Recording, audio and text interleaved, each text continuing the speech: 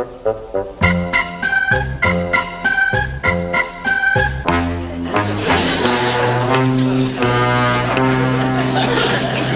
Mom, where's Pop? I'm gonna say goodnight to him. He's not home yet, Eddie. He's working late at the parlor. Well, why can't he get home on time like other guys' fathers? Now, Eddie, you have to understand. In his business, a lot of things won't keep till tomorrow. Good night. Good night. It's a shame Uncle Herman has to work this hard. They certainly take advantage of him down there. No, that's because he's so conscientious and faithful and loyal and... What's that word? Stupid. He is not. He sure is stupid. He's a big lummox. Grandpa, I don't see any reason why you Grandpa, should how talk can you like say that about Uncle... Hi.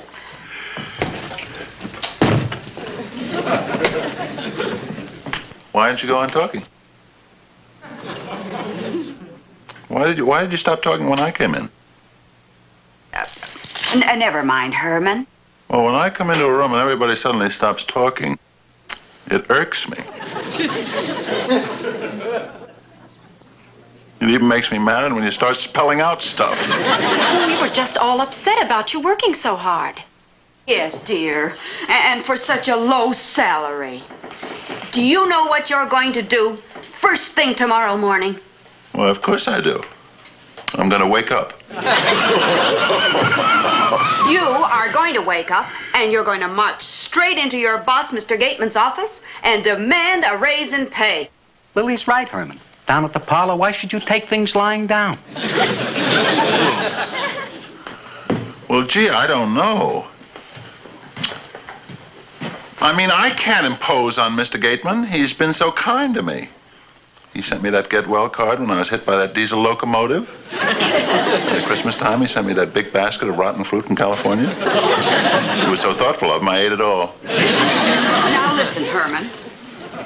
You're going to look Mr. Gateman straight in the eye. You're going to pound on his desk, and you're going to ask for a raise in pay. You're going to be a regular tiger.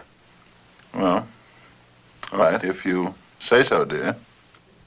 I'll be a tiger. Roar. Roar.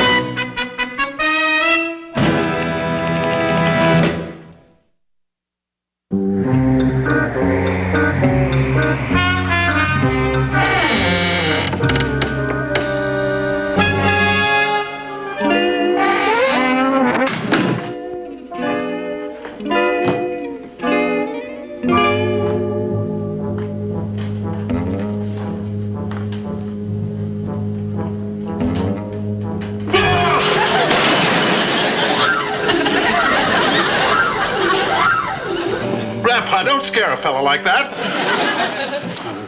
Never mind that. What are you doing sneaking home in the middle of the day? I was just hiding outside till Lily left the house. What happened with Mr. Gateman? Well, I did just like Lily said. I marched into his office. I pounded on his desk, looked him straight in the eye, told him what a faithful employee I'd been, and demanded a raise. And Grandpa, guess what? He fired you. How did you get? Because I know my son-in-law. You're a hard luck guy. If you found the pot of gold at the end of the rainbow, there'd be a tax collector sitting on the lid. What am I going to tell Lily? She's been counting on a raise, and if she finds out I've been fired, she might get mad at me and stamp on the floor and say mean things to me, shake her finger at me. She might even break my Huckleberry Hound records. Now listen, Herman. You're a grown man, and you're going to handle this in an adult manner. You're going to do what every red-blooded American husband does in a case like this. Don't tell your wife a thing. Well, Herman, all through dinner you haven't said a word about what happened at the parlor today. We were quite busy. In fact, we had quite a turnover. No, I mean about your interview with Mr. Gateman. Oh, that. Oh, we're so anxious, Uncle Herman. Did he talk to you? Oh, yes, he talked to me. Well, is he going to give you a raise, or isn't he? Well, you see, dear, Mr. Gateman is a rather busy man. I think he wants to take the idea and sort of throw it down the well. Throw it down the well. Yeah, you know, throw it down the well and see if anyone salutes it. What kind of double talk is that? Well, you know, Lily, he wants to take the idea and run it up the flagpole and see if it makes a splash. All businessmen have expressions like that to keep outsiders from finding out that they really don't know what they're talking about. Well, I think Mr. Gateman is giving you the runaround. He may want to think it over, but I want an answer by the end of the week. Well, I think you'll have an answer by the end of the week, if not sooner. Marilyn, Eddie, come and help me take out the dishes.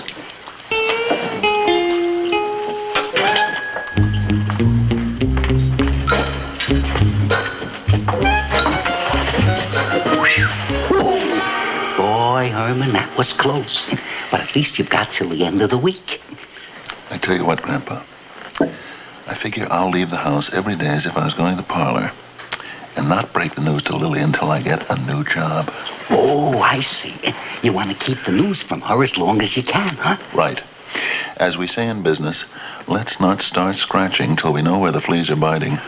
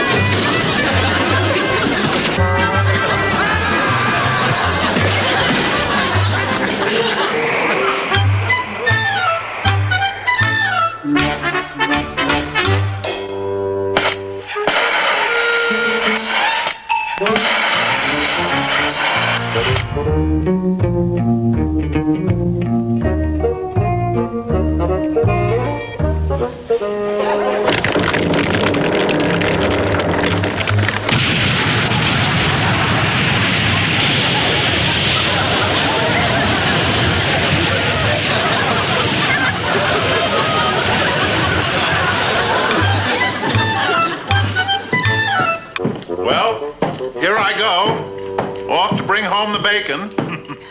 Of course, I've always been a hog for work. Herman, it's been a week since you spoke to Mr. Gateman. Do you think I'll have a little surprise tonight when I open your pay envelope? Oh, yes, I think you'll have quite a surprise. Oh, I just know it's going to be a real nice big raise. Well, Mr. Gateman should appreciate all the hard work you've done. After all, anyone with his experience and all his years in the business should recognize a live one when he sees one. Well, yes, dear. Goodbye. I'll see you later tonight.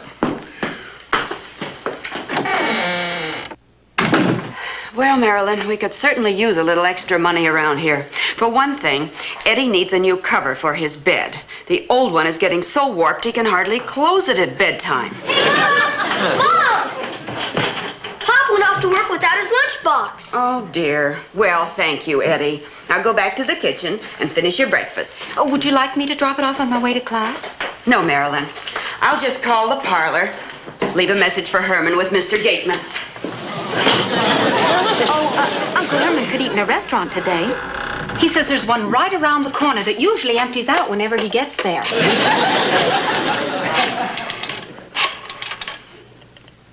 Hello? Gateman, Goodberry, and Graves?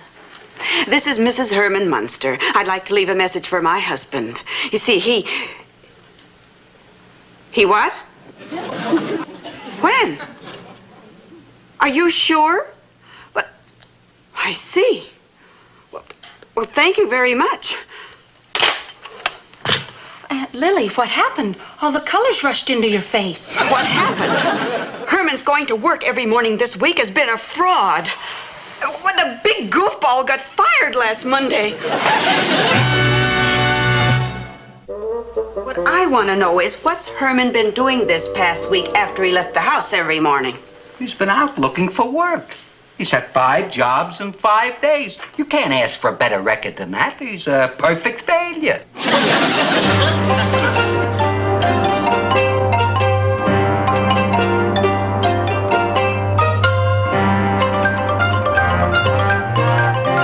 I'm sure, Mr. Tom Fong, sir, if you'd consider hiring me, I'd live up to all your expectations. I advertise boy water. You sure #1 big boy, all right? Thank you. Tell me, you ever worked a laundry before?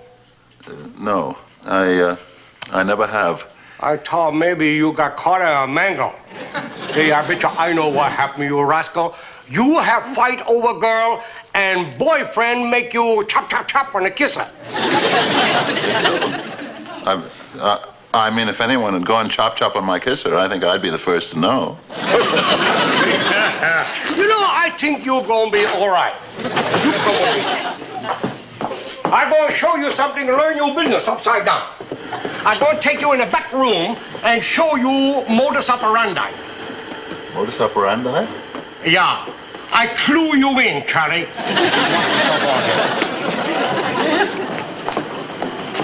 Good boy, come here now. Now you see, got here 2 machines. That dryer, that one over there, a washer. You take a dirty clothes, you put in a washer. When bell ring, you take a wet clothes and you put in a dryer. When this bell ring, you take out dryer, put in clean hamper, get more dirty clothes, put in washer. You do same thing all the time, back and forth, every time a bell ring. You dig? When bell ring on dryer, put dry clothes in hamper. Good. When bell ring on washer, put wet clothes in dryer. Then put more dirty clothes in washer. Oh, you're very good, yeah. Now come here, I'll show you. When you get all clothes, you bring over here and you iron. Now, when you iron, no goof off. You concentrate. Oh, don't worry. I'll use my head.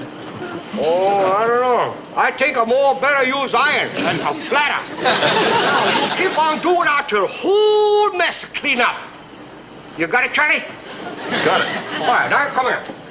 If you get in a trouble, any kind of trouble, that emergency valve, you know, and you turn emergency valve, that shut off everything.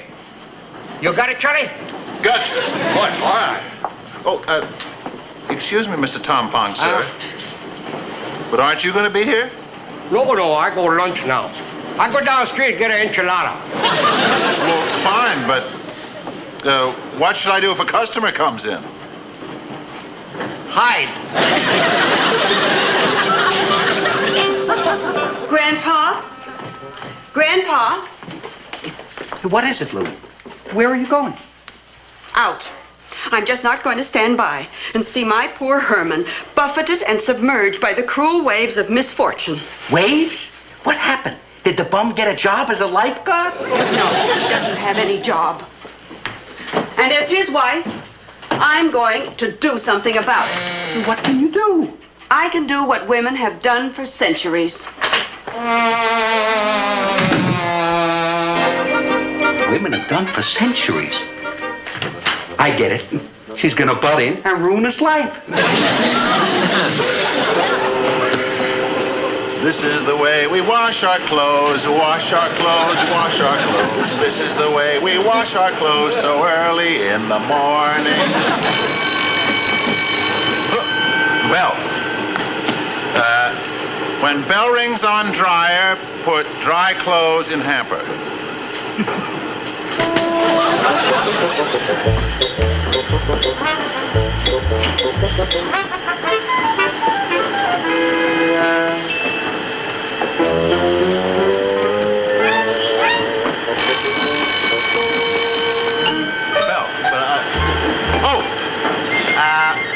When bell rings on washer, put wet clothes in dryer.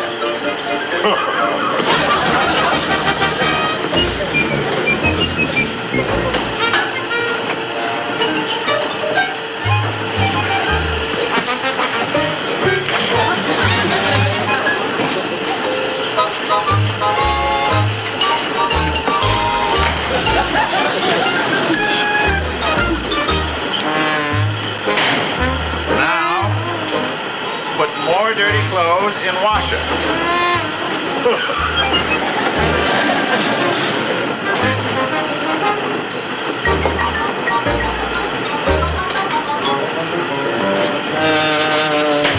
There. That was easy. Herman, you got it made.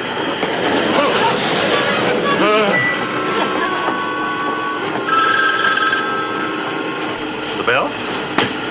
Boy, that was quick.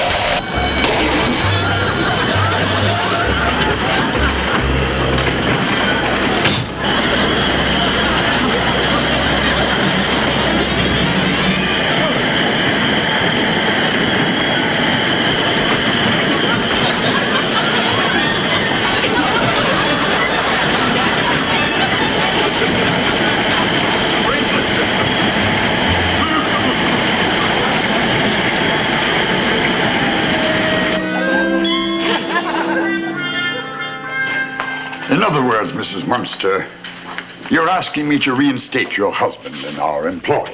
Oh, yes, Mr. Gateman. Think of it. He's been here for 17 years. Well, your parlor has become his home away from home.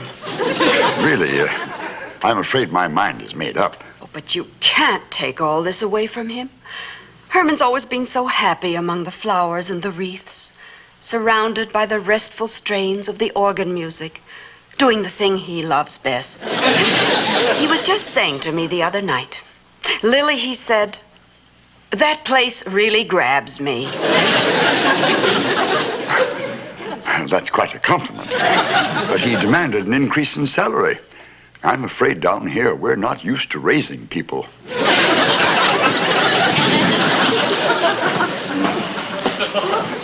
This is the the way we quit the job, quit the job.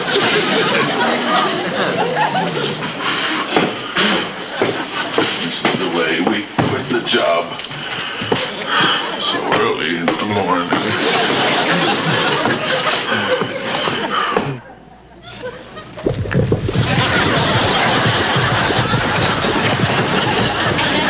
Oh, Mr. Gateman, you must give Herman back his job. He thinks of you not only as just an employer, but as a father. I've never told anyone this before, but, well, at home, he often refers to you as Dada Gateman. Really, Mrs. Munster? Oh, I tell you, Pussycat looks up to you the way Richard Chamberlain looks up to Raymond Massey. Mrs. Munster, that's the nicest thing that anybody ever said to me. I'll take him back and give him his raise. Oh, thank you. Please go now. I mustn't cry anymore. There's a big affair at the cemetery this afternoon. I can't afford to show up dry. Oh, thank you. You dear, sweet, kind man. We won't tell Herman that I talked to you, will we? Oh, of course not, Mrs. Munster. It's no use, Grandpa. I've lost 6 jobs in the last 5 days. I'm no good. Even in the laundry business, I'm all washed up. That's right, Herman. Your next step should be Skid Row. But with President Johnson wiping out poverty, a bum like you has got no place to go. Shouldn't have been so cocky when I asked for that raise. Fate has dealt me a deserving blow. As has been said so many times, he who blows his own horn only ends up with a fat lip. The bell. I gotta get the clothes out of the washer. Will you take it easy? It's only the telephone.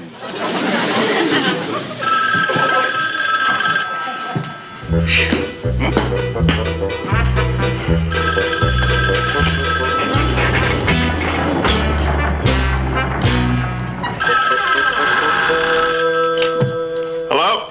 Oh, hello, Mr. Gateman. Sir, about the other day.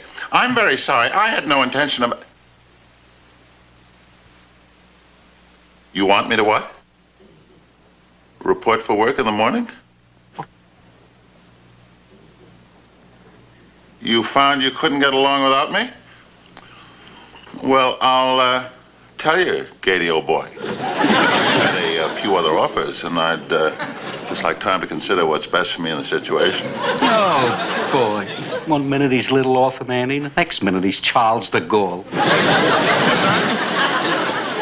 I can have my raise. Oh. Well, I guess under those circumstances, I would be willing to resume in your employ. Mm-hmm. Thank you. You're very kind.